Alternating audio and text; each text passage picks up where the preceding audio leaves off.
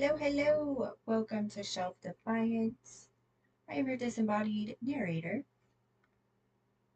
We are continuing on with chapter 30, Economics of King Jurgen in the book Jurgen. And this is made available by the amazing people at Project Gutenberg. Alright, so last we left, Jurgen was being told about the author, which he chalked up to a dream. So now let's see what else is going on here. Now Jurgen's curious dream put notions into the restless head of Jurgen. So mighty became its curiosity that he went shuddering into the arbor woods, abhorred woods, and passed over Colisnacone, which is the fairy of dogs, and did all such detestable things as were necessary to placate Phobator. Then Jurgen tricked Phobator by an indescribable device, wherein surprising use was made of a cheese and three beetles and a gimlet, and so cheated Phobator out of a grey magic. And that night, while Pseudopolis slept, King Jurgen came down into this city of gold and ivory.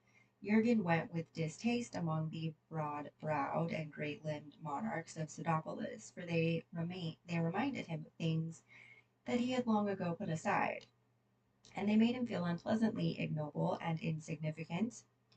That was his real reason for avoiding the city.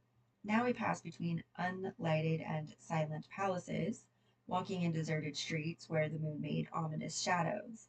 Here was the house of Ajax Telamon, who resigned in a sea-girt Salamis.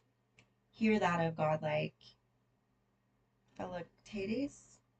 Much counseling Odysseus dwelt just across the way, and the corner residence was fair-haired Agamemnon's.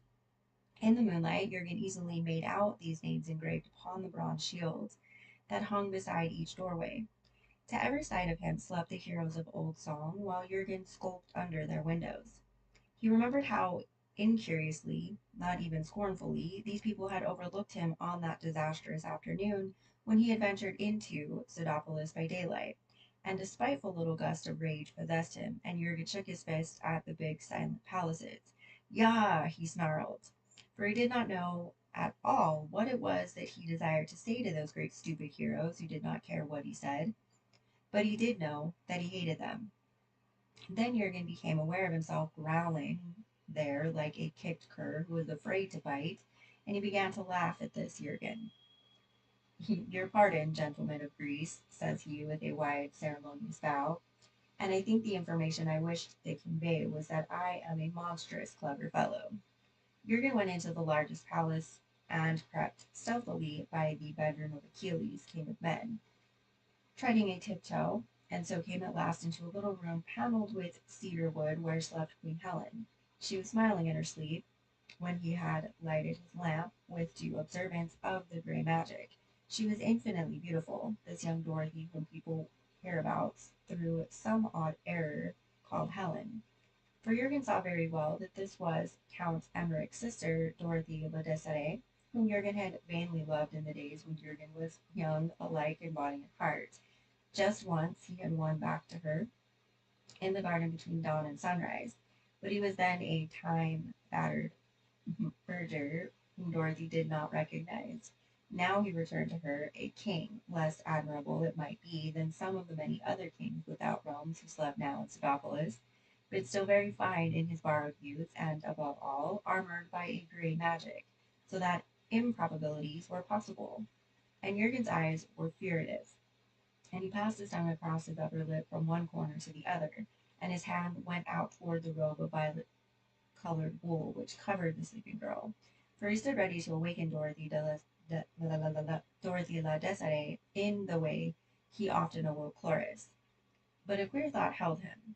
Nothing, he recollected, had shown the power to hurt him very deeply since he had lost this young Dorothy, and two affairs which threatened to result unpleasantly he had always managed to impart an agreeable turn.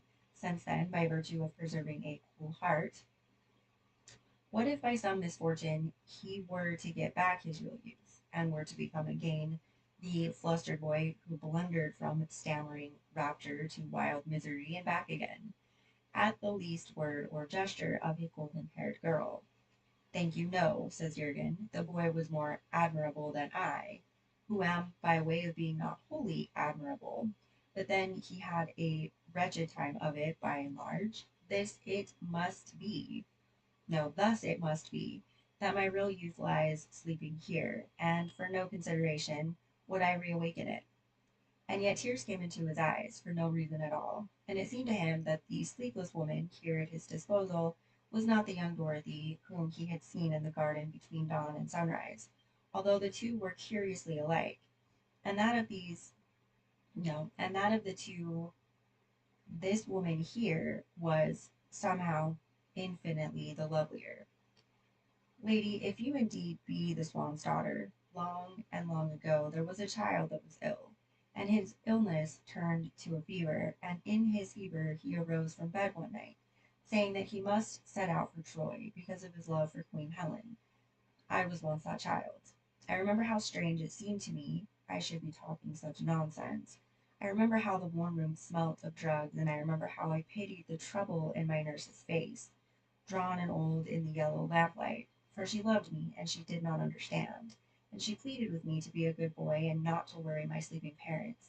But I perceive now that I was not talking nonsense. He paused, considering the riddle, and his fingers fretted with the robe of violet colored wool beneath which lay Queen Helen.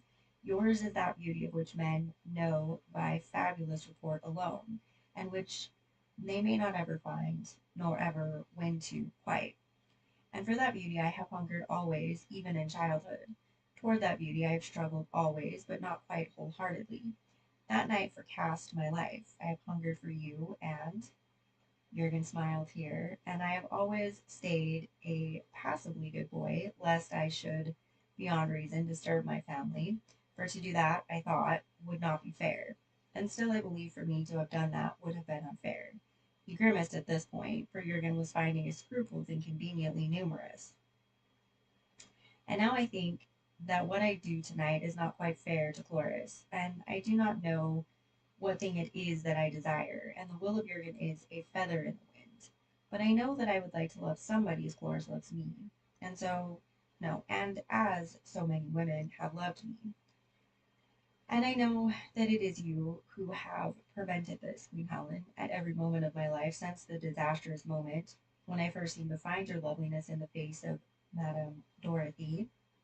It is the memory of your beauty, as I then saw it mirrored in the face of a Joflirt, which has enfeebled me for such honest love as other men give women, and I envy these other men. For Jurgen has loved nothing, not even you, not even Jurgen, quite wholeheartedly. Well, what if I took vengeance now upon this thieving comeliness, upon this robber that strips life of joy and sorrow? Jurgen stood at Queen Helen's bedside, watching her for a long while. He had shifted into a less bountiful mood, and the shadow that followed him was ugly and hulking, and wavering upon the cedar wall of Queen Helen's sleeping chamber. Mine is a magic which does not fail, old Bogator had said, while his attendants raised his eyelids so that he could see King Jurgen. Now Jurgen remembered this, and reflexively he drew back the robe of violet-colored wool a little way. The breast of Queen Helen lay bare, and she did not move at all, but she smiled in her sleep.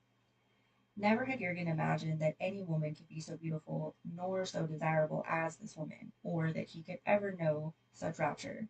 So Jurgen paused. Because, said Jurgen now, it may be this woman has some fault. It may be there is some fleck in her beauty somewhere. And sooner than know that, I would prefer to retain my unreasonable dreams, and this longing which is unfed and hopeless, and the memory of tonight. Besides, if she were perfect in everything, how could I live any longer? Who would have no more to desire? No, I would be betraying my own interests, either way, and injustice is always despicable. So Jurgen sighed and gently replaced the robe of violet-colored wool, and he returned to his hamadryad. And now that I think of it too, reflected Jurgen, I am behaving rather nobly. Yes, it is questionless that I have tonight evinced a certain delicacy of feeling which merits appreciation, at all events, by King Achilles.